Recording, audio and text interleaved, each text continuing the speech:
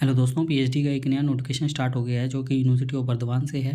दोस्तों ने काफ़ी सारे सब्जेक्ट के लिए आवेदन मांगे हैं और आगे कुछ सीटों की डिटेल्स वगैरह भी दी हुई है।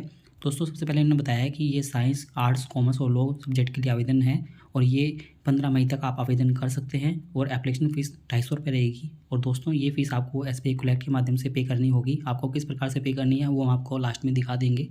और दोस्तों आगे इन्होंने लिंक भी दी हुई है अप्लाई करने के लिए, तो आप पहले लिंक पर क्लिक करके गूगल फॉर्म ओपन हो जाएगा, तो वहाँ से आप अप्लाई कर पाएंगे। तो हम आपको ओपन करके भी दिखाएंगे लास्ट के अंदर। हम पहले ये सभी डिटेल्स देख लेते हैं। एलिजिबिलिटी की बात करें तो दोस्तों इन्होंने यहाँ पर 2 टाइप से एलिजिबिलिटी बताई है कि आपके पास में मास्टर डिग्री के अंदर 55% मार्क्स है या बी ग्रेड है तो आप आवेदन कर सकते हैं। और दोस्तों यदि आपके पास में 4 ईयर की बैचलर डिग्री है 75% मार्क्स के साथ में तो भी आप आवेदन कर सकते हैं। इन दोनों ही केसेस में आपको 5% का रिलैक्सेशन मिलेगा जो कि SC ST OBC non criminal और PWD कैटेगरी और EWS सेक्शन से है, उनको मिल जाएगा 5% का रिलैक्सेशन। आगे दोस्तों इन्होंने कुछ और इन्फॉर्मेशन भी दी है। और जिन्होंने MPhil की है रेगुलर मोड के अंदर कोर्स वर्क के साथ में तो 55% के साथ में तो वो भी आवेदन कर सकते हैं। इसके अंदर भी 5% का रिलैक्सेशन मिलेगा। और यहाँ पर स्टेट फंडेड फेलोशिप के लिए भी क्राइटेरिया बताया है कि आपके पास में नेट सेट क्वालिफिकेशन होनी चाहिए, उसके आधार पर आपको इसके लिए माना जाएगा। और रिटन टेस्ट भी बताया गया है क्योंकि इसके अंदर सभी लोग अप्लाई कर सकते हैं। तो यहाँ पर 100 मार्क्स के क्वेश्चन आएंगे जिसके अंदर कि 50 क्वेश्चन टोटल आएंगे और 2 मार्क्स का प्रत्येक क्वेश्चन रहेगा। 50% आपको मिनिमम लाने होंगे इंटरव्यू के अंदर अपेयर होने के लिए, जिसके अंदर की रिसर्च मैथोलॉजी के भी 25 क्वेश्चन आएंगे और 25 क्वेश्चन आपके सब्जेक्ट स्पेसिफिक रहेंगे। और इसके अंदर भी 5% का रिलैक्सेशन मिलेगा आपको। कौन कौन रिटर्न टेस्ट से एग्जम्प्टेड रहेंगे तो वो भी बताया गया है। जिनके पास में MPhil डिग्री है कोर्स वर्क के साथ में या UGC नेट है, JRF है, UGC CISR नेट है, स्लेट है, सेट है, गेट है, ICMR है, DBT है या टीचर फेलोशिप है तो वो सभी लोग एग्जम्प्टेड रहेंगे। और वाइवा वॉइस की बात करें तो 230 मार्क्स का रहेगा ये। और बाद में आपका ये एकेडमिक रिकॉर्ड भी देखा जाएगा जिसमें कि एकेडमिक रिकॉर्ड्स के 70% मार्क्स रहेंगे और वाइवा के 30% मार्क्स रहेंगे। टोटल 100 मार्क्स का क्राइटेरिया रहेगा ये, बाद में देखा जाएगा ये इसके बेस पर ही। आगे दोस्तों इन्होंने रिजर्वेशन के बारे में बताया है, रिजर्वेशन किस प्रकार से रहेगा तो ये आप अच्छे से रीड आउट कर सकते हैं इसके बारे में यदि और जानना है तो। दोस्तों यहाँ पर कुछ इंपॉर्टेंट डेट्स की बात बताई हुई है कि एप्लीकेशन फॉर्म की लास्ट डेट 15 मई रहेगी और जो भी लोग रिटन टेस्ट के अंदर अपीयर होंगे उनकी लिस्ट 24 मई को आ जाएगी और एडमिट कार्ड वो रिटन टेस्ट का 27 मई को डाउनलोड कर पाएंगे। और रिटन टेस्ट आपका 29 मई से 30 मई के बीच में रहेगा। और जो फाइनल इंटरव्यू के लिए अपीयर होंगे वो 21 जून को उनकी लिस्ट आ जाएगी। एडमिट कार्ड उनका 23 जून को आ जाएगा इंटरव्यू के लिए। और जो इंटरव्यू जो स्टेट फंड फेलोशिप के लिए होगा वो 25 से 28 जून को रहेगा। और जो मेरिट लिस्ट आएगी 5 जुलाई को आ जाएगी। और एडमिशन की काउंसलिंग 8 जुलाई से 10 जुलाई के बीच में रहेगी।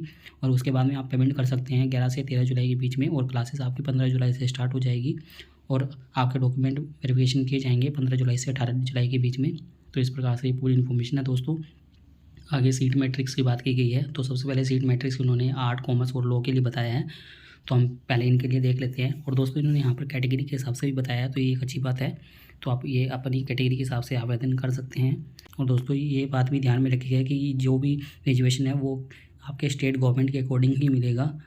जैसे कि ये वेस्ट बंगाल के अंदर यूनिवर्सिटी है तो वेस्ट बंगाल गवर्नमेंट के अकॉर्डिंग मिलेगा, तो अन्य स्टेट्स के जो स्टूडेंट होंगे उनको नहीं मिलेगा, तो वो अनरिजर्व के अंदर ही आएंगे। तो इस बात का ध्यान रखिएगा आप।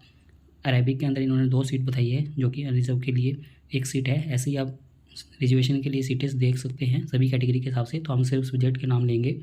अरेबिक के लिए 2 सीट है, बंगाली के लिए 35 सीट है जो कि सबसे ज़्यादा ही है इसके अंदर। बिजनेस एडमिनिस्ट्रेशन के अंदर 5 सीट है और ह्यूमन रिसोर्स के अंदर 4 सीट है, कॉमर्स के अंदर 5, इकोनॉमिक्स के अंदर 4, एजुकेशन के अंदर 6, इंग्लिश के अंदर 6, हिंदी के अंदर 3, हिस्ट्री के अंदर 9, लॉ के अंदर 5, डाइवेन एंड इन्फॉर्मेशन साइंस के अंदर 1, मास कम्युनिकेशन के अंदर 5, फिलोसफी के अंदर 8, पॉलिटिकल साइंस के अंदर 4, संस्कृत के अंदर 11, सोशियोलॉजी के अंदर 5, टूरिज्म मैनेजमेंट के अंदर 3, उर्दू के अंदर 5।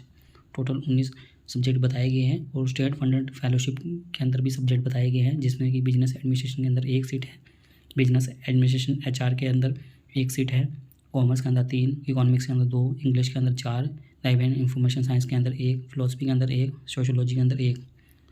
दोस्तों आगे इन्होंने यहाँ पर साइंस के सब्जेक्ट भी बताए हैं जिसमें कि बायोटेक्नोलॉजी के अंदर 4 सीट है, बॉटनी के अंदर 7, केमिस्ट्री के अंदर 16, कंप्यूटर साइंस के अंदर 7, इन्वायरमेंटल साइंस के अंदर 2, ज्योग्राफी के अंदर 11, मैथमेटिक्स के अंदर 11, माइक्रोबायोलॉजी के अंदर 3, फिजिक्स के अंदर 6, फिजियोलॉजी के अंदर 3, स्टैटिक्स के अंदर 3, जूलॉजी के अंदर 11 सीट है।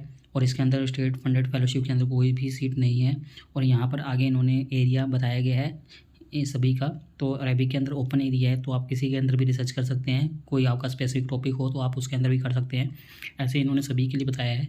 जैसे कि इंग्लिश के अंदर इन्होंने थोड़ा बता दिया है कि इसके अंदर ही कर सकते हैं, तो बाकी सभी के अंदर ओपन ही है, कुछ के अंदर ओपन नहीं है। पॉलिटिकल साइंस के अंदर इन्होंने बताया कि पब्लिक पॉलिसी और इंटरनेशनल रिलेशन के अंदर ही कर सकते हैं आप। ऐसे इन्होंने आगे और एरिया ऑफ स्पेशलाइजेशन बताया है साइंस सब्जेक्ट के लिए, तो इनके लिए इन्होंने पर्टिकुलर बताया ही है, तो ये आप अच्छे से देख सकते हैं। बाकी आर्ट वगैरह के लिए, कॉमर्स के लिए ओपन ही थे ज़्यादा, तो ये देख सकते हैं। आप इसके अकॉर्डिंग अपनी तैयारी कर सकते हैं। तो दोस्तों ये थी इसके बारे में इन्फॉर्मेशन। अब हम इसकी पेमेंट किस प्रकार से कर सकते हैं तो वो हम आपको दिखाते हैं। दोस्तों इनसे रिलेटेड लिंक वगैरह आपको हमारी वेबसाइट पर मिल जाएगी, जहाँ से आप आवेदन कर पाएंगे और ऑनगोइंग सभी एप्लीकेशन फॉर्म भी देख पाएंगे। तो दोस्तों ये SBI कोलैट की ऑफिशियल वेबसाइट है। आपको इस पेज पर आ जाएंगे आप जब, तो आपको यहाँ पर the university of Burdwan search करना है, या आप इंस्टीट्यूशनल एजुकेशनल इंस्टीट्यूट पर क्लिक कर सकते हैं। जैसे हम इस पर क्लिक कर लेते हैं,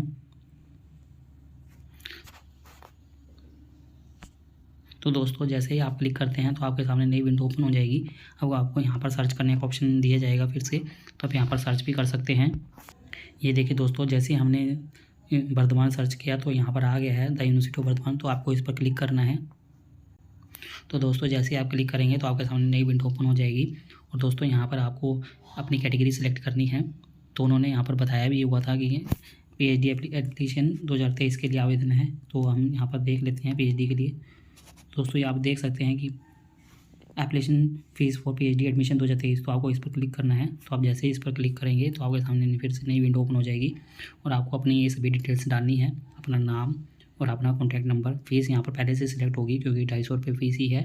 और अपना यहाँ पर नेम, डेट ऑफ बर्थ, फिर से मोबाइल नंबर, ईमेल आईडी डालना है और सबमिट करना है। आपको फ़ी पेमेंट करनी है। और दोस्तों जो ट्रांजैक्शन नंबर मिलेगा ये रेफरेंस के लिए आप रखिएगा प्रिंट आउट निकाल के, बट जो एप्लीकेशन के अंदर ट्रांजैक्शन नंबर निकलेगा वो आपको गूगल फॉर्म के अंदर डालना होगा। जो फॉर्म आप अप्लाई करेंगे तो वो भी हम आपको दिखा देते हैं।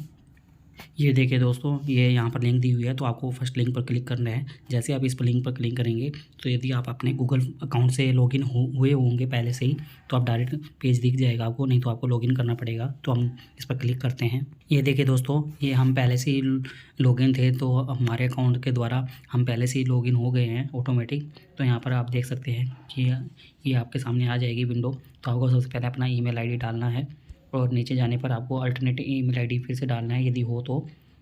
और दोस्तों यहाँ पर आपको नंबर डालना है जो भी आपको SBI कोलैट के अंदर से मिला है रेफरेंस नंबर, तो वो आपको डालना है। उसका पेमेंट की आपने वो भी डेट डालनी है, और उसकी रिसिप्ट भी आपको यहाँ पर अपलोड करनी होगी, जो भी आपने पेमेंट किया है, जो प्रिंट आउट निकाल के रखा है।